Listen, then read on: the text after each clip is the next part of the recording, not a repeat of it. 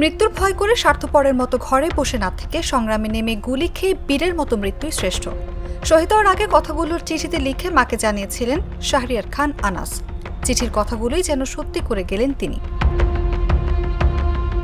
টানা ৩৬ দিনের রক্তক্ষয়ী আন্দোলনের পর ৫ই আগস্ট পতন হয় শেখ হাসিনা সরকারের, কিন্তু তখনও থামেনি পুলিশের বর্বরতা।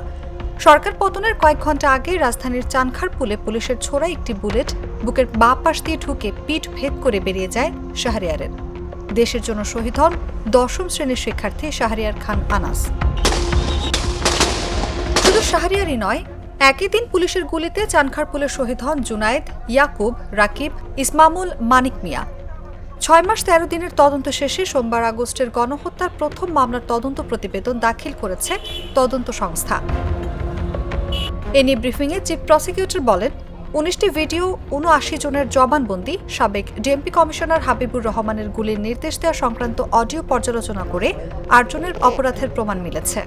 ডিএমপি কমিশনার হাবিবুর রহমান প্রধানমন্ত্রীর মারণাস্ত্র ব্যবহার করে আন্দোলনকারীদের যে হত্যা করার নির্দেশ, সেটার আলোকে তিনি ওয়্যারলেস মেসেজে সমস্ত পুলিশ বাহিনীকে নির্দেশ দিয়েছিলেন সিআর অর্থাৎ চায়না রাইফেলের মাধ্যমে জুলাই বিপ্লবীদের হত্যা করার জন্য।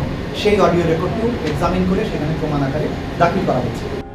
শুধু এই ৮ জনই নয়, এই মামলার তদন্তে সাবেক প্রধানমন্ত্রী শেখ হাসিনা, পুলিশের মহাপরিদর্শক ঊর্ধ্বতন অনেকের বিরুদ্ধেও অপরাধের প্রমাণ মিলেছে। তবে তাদের বিরুদ্ধে আলাদা মামলা থাকায় ওই প্রতিবেদনে যুক্ত হবে এসব সাক্ষ্য প্রমাণ। ৬ জন ব্যক্তিকে আমাদের জুলাই আগস্টের বিপ্লবীকে গুলি করে হত্যার দায়ে এবং চানখারপুলের এই অংশের, বিশেষ করে একটি অংশের যে ৬ জন শহীদ, সেই ঘটনাকে কেন্দ্র করে তদন্ত রিপোর্টটি সম্পন্ন হয়েছে। গতকালকে তদন্ত সংস্থা আমাদের কাছে সেই রিপোর্টটি হস্তান্তর করেছে।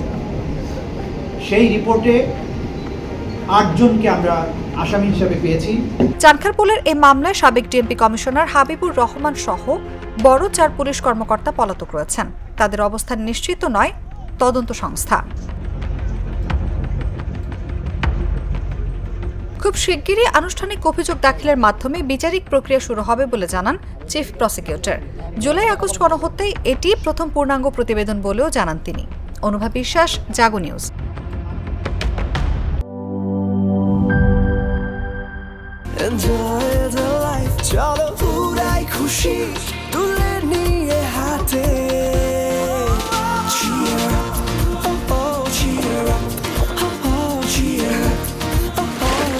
চিল হবে রিফ্রেশিং মুডে। চিয়ার আপ, চলো উড়াই খুশি।